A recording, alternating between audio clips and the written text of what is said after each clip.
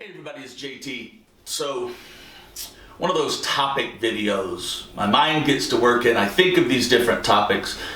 And I post a couple quick videos on Facebook and then I try to bring it all together a little more coherently and put it out through my YouTube channel. So basically, I would love to sit here and do a video and talk about how all vapors are this one big happy group and it's all warm and fuzzy, but I would be lying. That is not the case. In today's industry, it seems that we have hobbyist vapors, right? Dedicated vapors, experienced vapors, however you want to label this group. I am one of them. Let me reiterate, I am in this category. And then we've got smokers and I guess new vapors as well. And we are really missing the boat on a large scale, in my opinion, taking care of those new smokers, the smokers looking to get into vaping. I also want to stop and kind of preface this video and say that there are always exceptions, right? The things that I see and my opinions and my experiences in the industry aren't the end-all be-all. But I travel quite a bit. I visit a lot of shops, talk with a lot of smokers and vapors, and I just see some things. It is very hard for hobbyist vapors to break out of the vapor mindset. It's hard for me as well. I have to constantly push myself to see things from a non-vapor's perspective. And I think that's very important. It is very hard. I get it. It's extremely hard to do that. We are so passionate about vaping and so entrenched into this industry and community. It's hard to see things differently. So I welcome feedback to this video, but try to understand that what I speak on is I speak in generalities. I'm looking at a very large picture. I'm looking at millions of smokers. Not 100,000 dedicated vapors like myself. I'm looking at a bigger picture. And basically, what's happening is a lot of times smokers are coming to vape shops, approaching vaping online, however they're coming to us, and they are getting set up with hardware and equipment and even e-liquid that just does not suit them.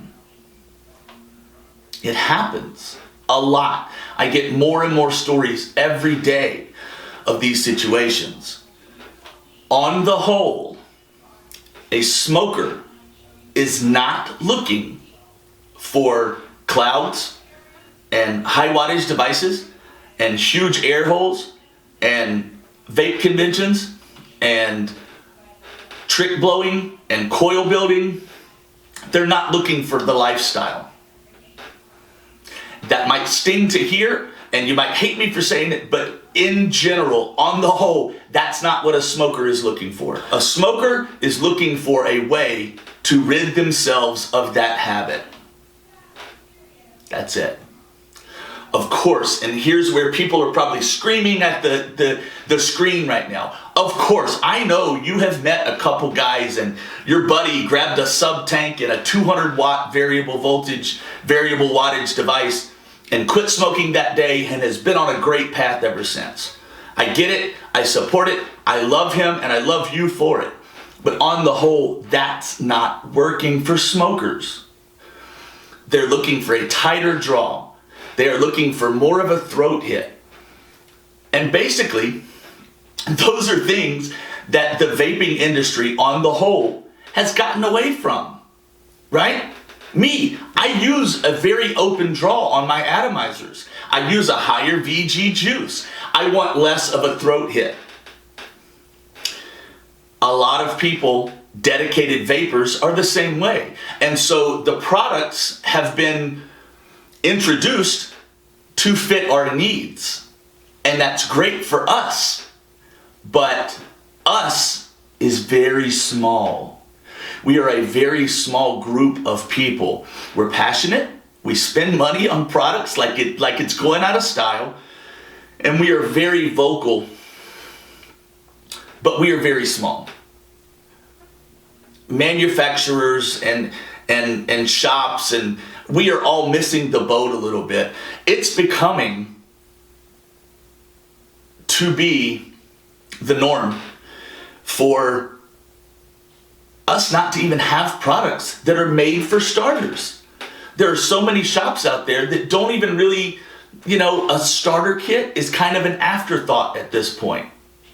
And the ones they do have are subohm, high wattage, and they're just not working for some of these people. I was at a convention recently in Indiana, and I was running this sponsor a smoker thing. I had a smoker ready to quit, and I ran out to go buy them a tank that I think would probably suit their needs. I was looking for a Nautilus Mini. Okay, a great tank. You can run it down to a pretty tight air draw. I was gonna try that tank. And I'll be honest, out of 80 vendors, I found 2 or 3 that had a comparable tank to that, or the Nautilus Mini itself. That was tough. That was frustrating for me. I know that some smokers can come into a Kanger sub tank with the K-Box kit. That's a nice kit, okay? And you can turn the airflow down. But on the whole, a smoker is not looking for a sub-ohm high wattage type setup. That is not the right device to ease them into this. Speaking on personal experience, that's not what brought me into vaping. I wanted to quit smoking. I got an ego, and I wanted the smallest one available. I didn't want anything large and intimidating. I had no interest in that.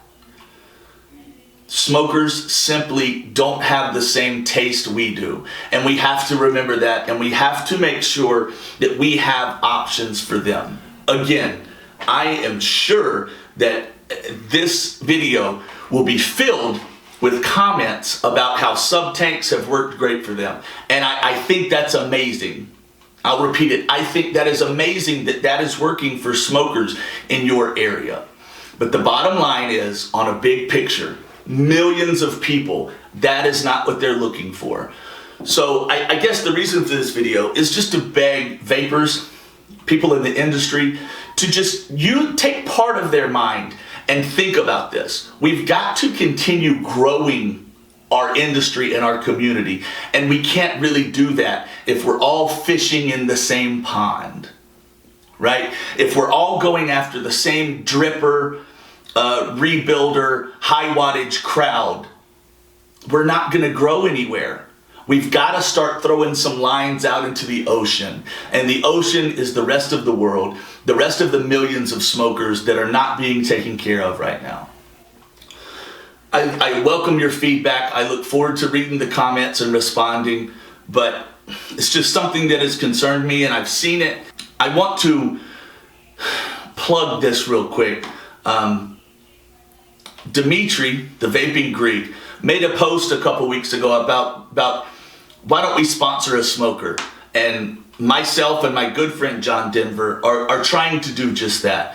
So go to Facebook and on Instagram and follow Sponsor a Smoker, like the page, and see kind of what we're trying to do. But we're trying to shift some of this focus to the smokers. They need us. They are the future vapors, right? That's our future community, customer base, testimonial base. We really need them. We can only do so much with this small group of vapors we have now. It feels large, but it's pretty small. We need to constantly bring in new folks. And that's how we are really going to affect public health in the best way. Gotta still work on those smokers. Thank you, everybody. See you next time.